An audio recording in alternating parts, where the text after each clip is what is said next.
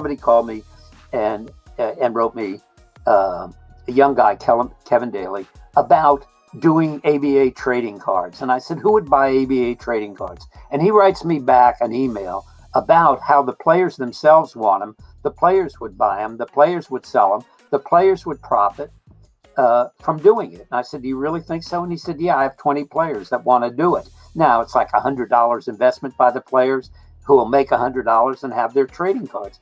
I said to Kevin, I'll do it if you can figure out how you can make money doing it. Okay? If it's just for the ABA, I would love the publicity. I would love what it would do to have ABA trading cards around, but I don't have to make any money out of that. I want the players to make extra dollars. And since you came up with the idea for Topps trading cards, do it. Just keep me posted what it is and let me know how I can help. Do you see how the dynamic?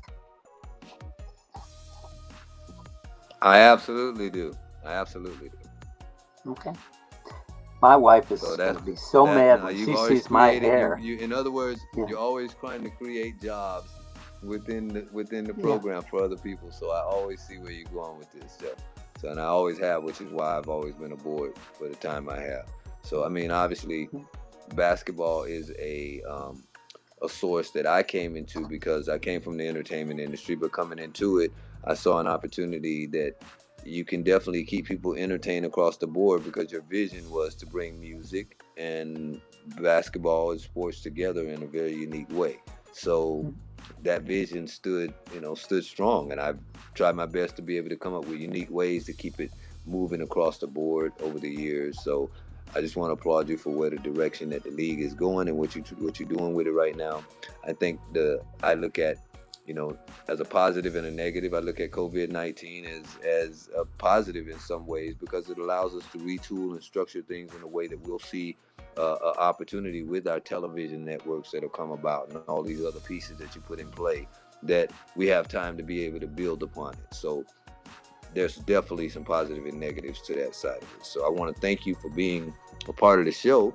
And if you could just give a word, and I mean, what advice would you give to young men, whether they're young white men, black men, Chinese men, whoever, that are really trying to strive for success and look at ways to be in a position where at 80 plus years old like you are, they've got something to look on and hang on to too. So how do you do that? Because so much is so bleak right now and people don't have anyone to kind of give them that whole path. So what would you say to them? Well, I have a motto. I created an equation not dissimilar to Einstein's theory of relativity. Only mine is S equals E plus DGU. S equals E plus DGU, which is success equals effort plus don't give up. Effort plus don't give up. And so the advice I give to people is to stick to it. And if you stick to it and the goals are right, then you will achieve success. And the other thing that you've heard me say more than one is that treat everyone with dignity and respect. Don't burn bridges. Treat people with dignity and respect. And the other thing is to take the me and my out of everything you do and put the you and your in it. Try to put yourself in the place of the person to whom you are speaking or involved and say, what can I do to help you achieve your goals and make your life better? And if that which you can do can help them, then it will help yourself. So don't be self-serving.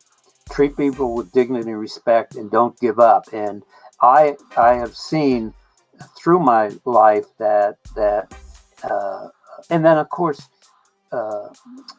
the idea there is racism. Okay, I don't think there's systemic racism in the United States, but there are racists in the United States, and you have to treat people properly and accept them on their abilities and nothing more.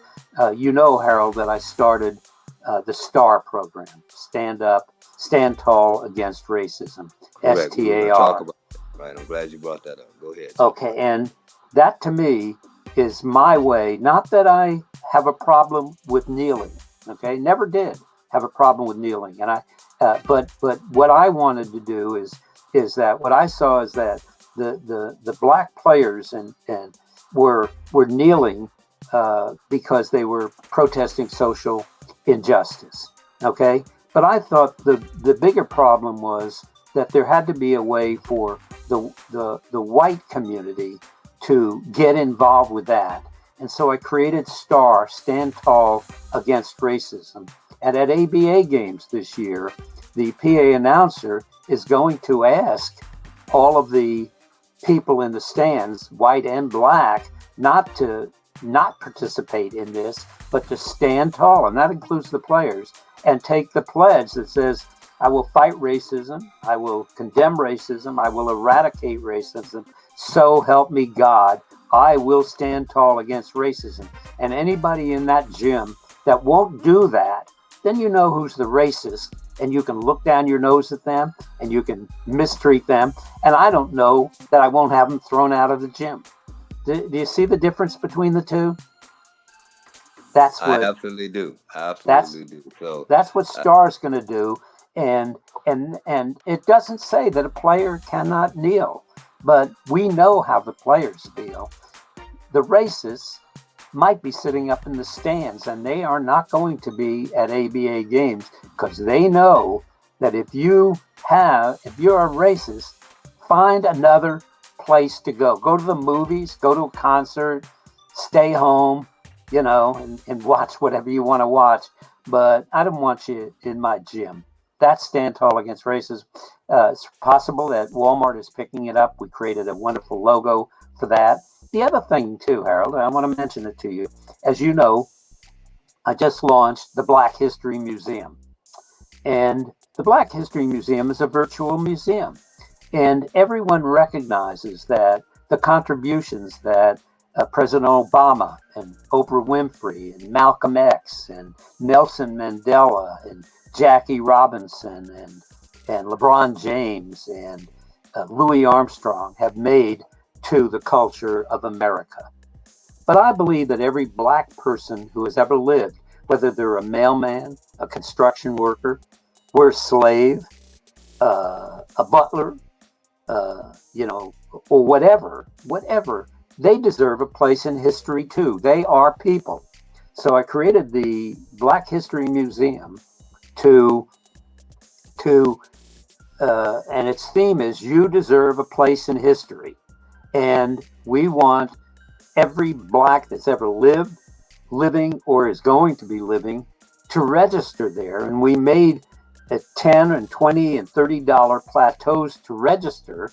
And we're going to use the proceeds from the Black History Museum to fund STAR scholarships, Stand Tall Against Racism scholarships. Those scholarships are going to go to young black people and young black entrepreneurs, because I believe that the ultimate solution to racism in the United States is twofold: education and economic empowerment.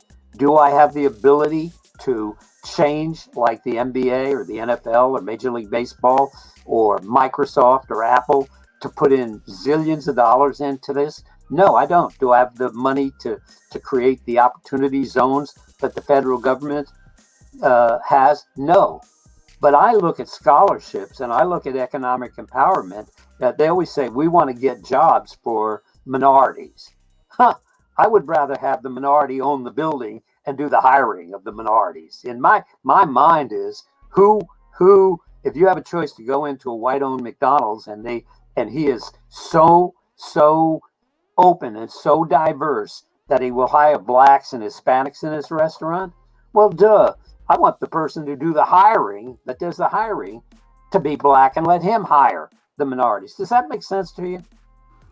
100%, and it includes inclusion. I mean, it's the same thing we say about black policing. I mean, putting people in, look like the makeup of the U.S. in the area, not just, changing the whole dynamic. So no, you're absolutely on point with that. And we're gonna do it because I think I'm gonna press. I appointed a new director of diversity, Sissy Sherlock. And we're starting off a little slower than we wanted to with the Black History Museum. That's all right. I told Sissy, don't worry about it. I told CJ, don't worry about it. What is so good about both the Black History Museum and Star is they are right. And because it doesn't happen on October the 17th or 16th or 15th, doesn't mean it won't happen on 18th, 19th, and 20th. But I'll tell you, behind it, I have a program for scholarships that will blow your mind. I'm not ready to release it yet. As you know me over the last few years, Harold, there is no limit to what I have on my drawing board, and I'm going to I prove don't my know back. how you do it, Joe. I mean, I always look. People ask me how I do it at my age, but I mean, you've been running the ABA as the perch, single-handedly almost. Most people don't even know how you've done it when you look at the makeup of someone like the NBA and how many teams versus how many we have and where you're running it from. Just how you've done it, I've always had to applaud you on moving the way you have on that. So, I don't know how you do it. I don't. But again, I hope to be in the same position when I'm your age, sir.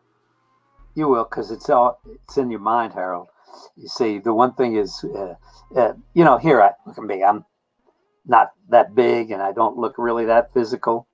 I've always, most people know, in my younger days, 20s, 30s, and 40s, I don't know that there's an athlete in the ABA that was a better athlete than I was. I mean, honestly, in every sport, I was, a baseball, basketball, football, taekwondo, tennis, wrestling. I did every sport, and constantly. Okay, love sports, but I've always felt that I have a little fruit fly going here. I always felt that the mind is really where it's at. And how I feel about you. In the years that we've been associated, there are a lot of people where I'll say something to them and give them a concept, and I'll have to say is really what I'm saying is this, or what I mean is this, or here's what this is about, and I'll have to sort of explain it. You have the ability to get a one-liner and get the entire concept without, in other words, it's this. And when you have that kind of mind, and when I try to surround myself with people that have the ability to comprehend and see things, I don't worry about you at 83. You'll be doing the same thing because your mind, and if I were interviewing you and I were to say, take Harold from age 20 to 30 to 40 to 50, where you are now, every bit the same as what I do is this constant looking into what's next. And God love it. I'm still here, and I'm just, that happens to be the agenda for the ABA League meeting. And I look at this agenda and I say, God, did I do all that? It's exciting. And wow, it's got so much more coming. I have some new stuff coming, because why not? That's what I can do. That's what I always love about you. Why not? Okay, Why most people not? always want to find a way to say why, and you always Yeah. find a way to say why not. So that's, I want to thank you for being on the Swade Soul show, Joe. I mean, again, this is a great interview. I'm glad we had you on and for you taking the time to do this. Tell Connie I'm sorry about taking up her time with you tonight on a Saturday night, but I appreciate you giving me the love to do this with me tonight. And again, anything out there you want to give to anybody? I put up the ABA's website, ABA Live Action. Anything else you want to tell those people who are looking forward to either one, how can they get a basketball team? I mean, that's kind of one of the things I get across. It comes across my table all the time. Like, how could I be a part of it? So how would you let people know that, hey, this is how you can be a part of what we're doing? Even with the changes, I mean, I know that there's new changes coming in. You mentioned that earlier, or looking to maybe come based on where the league is right now. But how does someone keep those hopes on doing those things? If my email address, and you've bugged me about this through the years, is Connie Joe Newman at AOL.com. CONNIE, my wife, JOENEWMAN at AOL.com. And if somebody sends me an email, I'll answer it. I got Connie Joe Newman when email addresses first came out, and I didn't even know what one was. So I've kept it for 25, Oh, 30. we know. I always hear you got mail in the background, so I know that you Yeah, still a part of the game. So we know. yeah, I I'm know. proud of It's you. Hey, I want to tell all my listeners that I'm really proud of you because you went out and bought a brand new computer yesterday. So I'm extremely happy for you on that side of it. So well, I know. that came from you because you knew I had a round screen, and and it and it was the only computer that was made by Edsel. Ah, that's funny. That's funny. I So, love it, Joe. So but thank I you but I, again, man. I really appreciate your time tonight and on the Sway Soul show. And I will be getting in touch with you after this, and we appreciate you on the Sway Soul show.